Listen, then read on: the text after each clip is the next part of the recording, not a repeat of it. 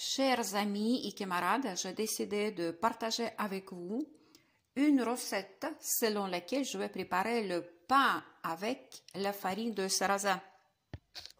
Nous sommes le 29 janvier 2022. Avec vous, Elena Sagnol.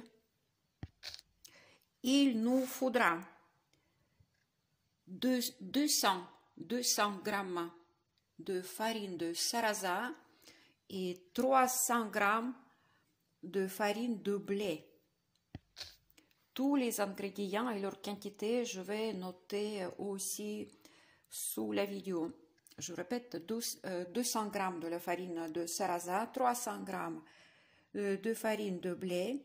Ensuite, il me faudra 3 cuillères à soupe de l'huile de tournesol par exemple, une cuillère à thé de la levure du boulanger, une cuillère à thé du sel et autant de sucre, une cuillère à thé.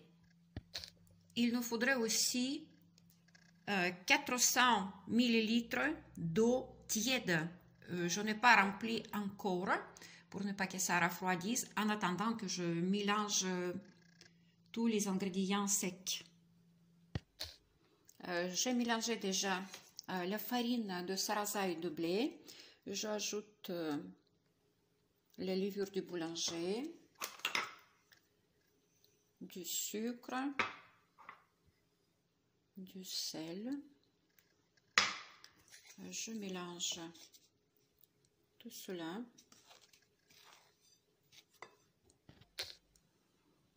Après avoir bien tout mélangé, on ajoute de l'huile.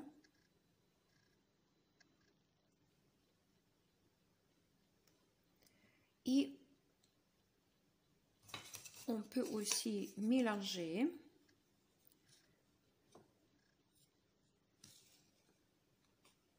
Et maintenant, on va en ajouter l'eau tiède, à peu près 37-38 degrés.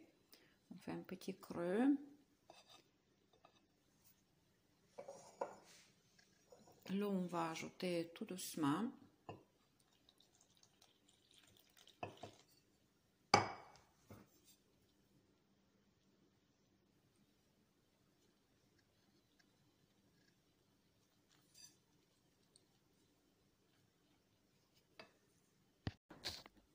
J'ai déjà ajouté l'eau, 400 ml. Maintenant, on va tout mélanger d'abord avec une cuillère et seulement après, on va pétrir la pâte à la main.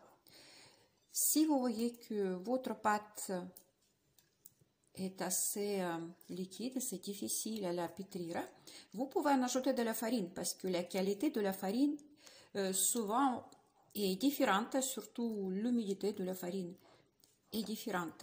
Donc vous pouvez maîtriser la quantité de la farine en ajoutant davantage, mais quand même pas beaucoup pour ne pas que la pâte devienne lourde. La pâte doit rester quand même n'est pas très ferme. Regardez, elle colle toujours à la main. Donc je vais mettre sur les mains de l'huile et former une boule et passer avec les mains l'huile, c'est-à-dire avec de l'huile, autour de cette boule. Voilà, vous voyez la consistance de la pâte. Je ferme donc avec un film étirable pour laisser reposer la pâte. Par-dessus, je vais couvrir également avec un torchon en coton. Et entre-temps, je vais voir, peut-être je vais enlever le film étirable et garder que le torchon à l'ancienne. La pâte restait à reposer pendant près de 2 heures. Je l'ai déjà sortie de son récipient.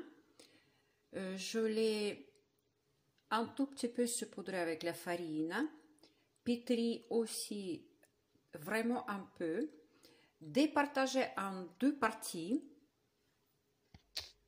Et voilà ce que ça donne au niveau de l'épaisseur de la pâte. Voilà comment il est.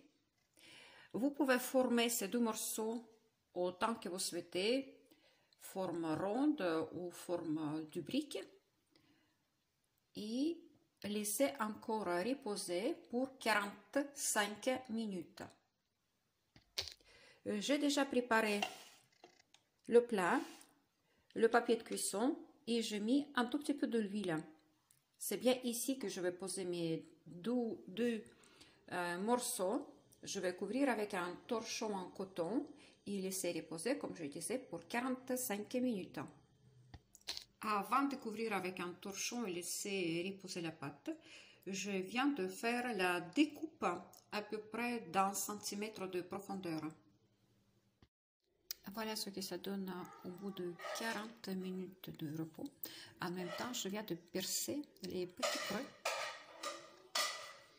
Et maintenant, on envoie au four pour cuire 20 minutes avec la température à 200 degrés. Et ensuite, on passe à 180 degrés pour faire cuire encore 30 minutes. Voilà ce que ça donne après 20 minutes de cuisson. Voilà la deuxième. On passe à 180.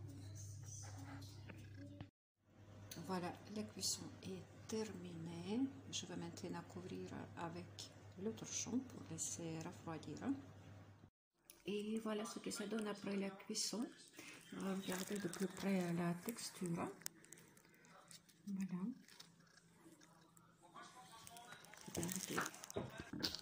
Regardez donc un pain qui pèse à peu près 390